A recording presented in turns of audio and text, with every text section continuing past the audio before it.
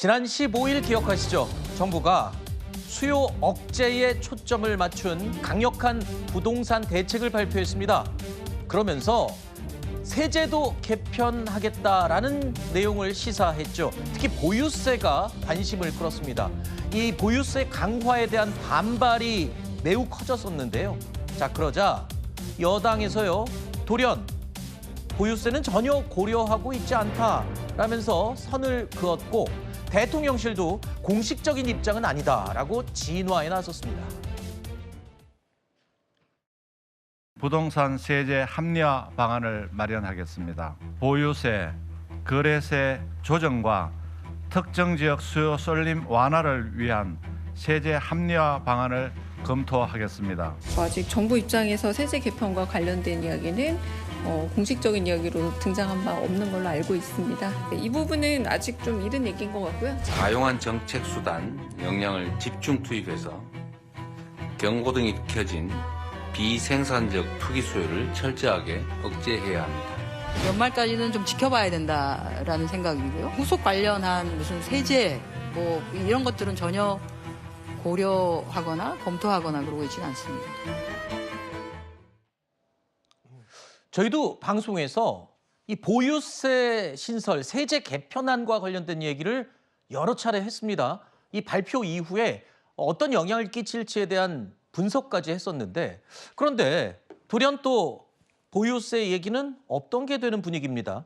오늘 민주당이요, 11호 부동산 대책과 관련해서 당 차원의 부동산 TF팀을 꾸렸습니다. 자, 연내에 후속 공급 대책을 내놓겠다는 입장입니다.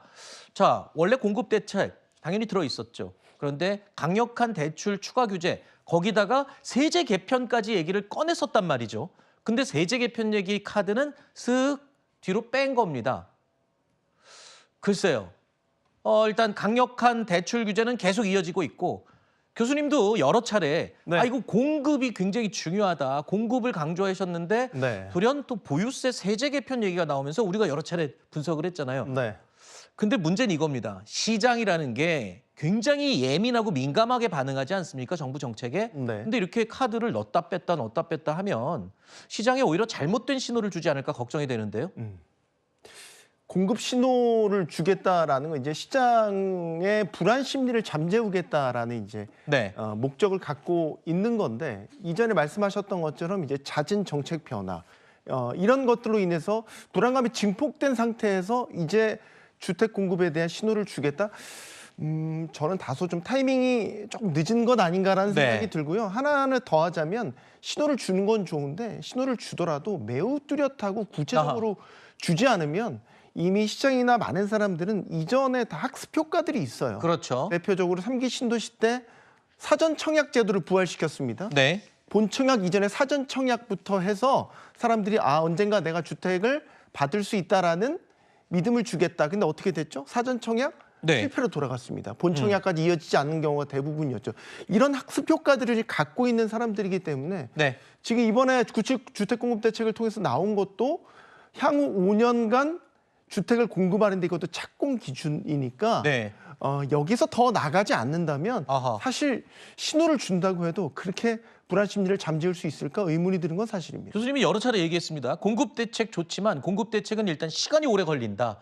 그렇기 때문에 이게 당장 시장에 어떤 영향을 줄지에 대해서는 좀 지켜봐야 된다, 여러 차례 얘기를 했었는데, 그런데요, 이 보유세 인상과 관련된 이야기, 갑자기 민주당에서도 선을 딱 긋고 나섰는데 약간의 입장 차이가 내부에서도 있는 것 같습니다. 들어보시죠. 오히려 더 확실한 효과를 거둘 수 있지 않을까 그렇게 생각하는데, 이거 이제 정무적인 부담이 있는 사안 아니겠습니까? 일가구 1주택에 대해서는 세제상으로도 보호하는 조치들이 강력하게 작동하고 있어요. 그러다 보니까 세금 부담도 없어서 더더욱 똘똘한 한 채로 이렇게 집중되고 있지요. 손봐야 된다고 생각합니다. 집값을 못 잡는 것이 선거에 더 큰 위험 요인이 된다고 생각해요. 집값을 잡아야죠. 이론적으로는 필요한데 또 선진국도 부동산 가격을 낮춘 그런 사례들이 있기 때문에 나중에 뭐 도입을 하게 될지는 모르겠습니다만 굉장히 신중하게 판단해야 된다. 자, 진성준 의원은 집값을 못 잡으면 오히려 내년 지방선거의 악재다라고 했습니다. 저 얘기가 왜 나왔냐면 이거 보유세 얘기가 나오다가 갑자기 또 쑥 들어가면서 민주당에서 선을 긋는 이유, 혹시라도 세제를 개편해서 세금을 더 거두겠다라고 하면 이 민심이 동요할까 봐. 그러니까 지방선거를 고려한 게 가장 크다라는 분석이 많이 나오고 있고요. 근데 제가 궁금한 건 이겁니다. 국토부 장관이 개인 의견입니다 라면서 언론에 보유세는 필요한 것 같아요 라고 얘기를 했고, 그 직후에 대통령실에서 그거 꼭 한다는 얘기는 아니다 라고 했다가 다시 경제부총리가 세제 개편안에 지금 검토하고 있습니다 했습니다. 근데 또 당에서 내년 지방선거 고려한다면 이건 좀 아닌 것 같아. 이렇게 왔다 갔다 하는 거, 뭐 간 보는 거가 맞는 것 같아요, 제가 볼 땐.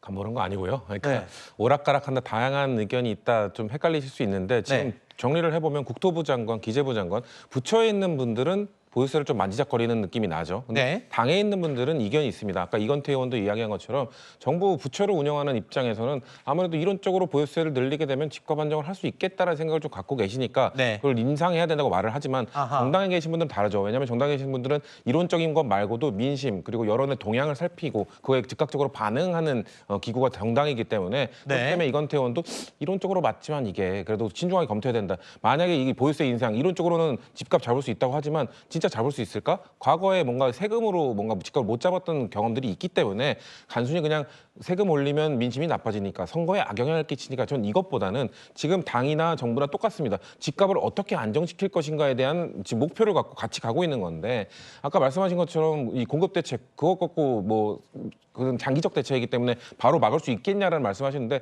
저는 그래서 파격적인 대책이 나와야 된다고 생각합니다. 파격적인 대책이 나오면 국민들이 지금 어떻게 빚을 내서라도 집 사지 않으면 내가 이거 못 쫓아간다. 이것 때문에 공포심 때문에 다 뛰어드는 건데 파격적으로 공급 대책을 내놓으면 조금만 기다리면 조금만 버티면 집값이 안정되겠구나. 내가 뛰어들지 않아도 되겠구나. 비투 안 해도 되겠구나. 이런 심리를 줄 수 있거든요. 그런 차원에서 저는 일단 당이나 정부나 집값 안정화의 목표를 갖고 있지만 그 방법론에 대해서 조금 이견이 있을 뿐이지 뭔가 오락가락 뭐 맛보고 있다 뭐 이렇게까지 좀 안 좋게 보시지 말아달라 말씀드리겠습니다. 알겠습니다.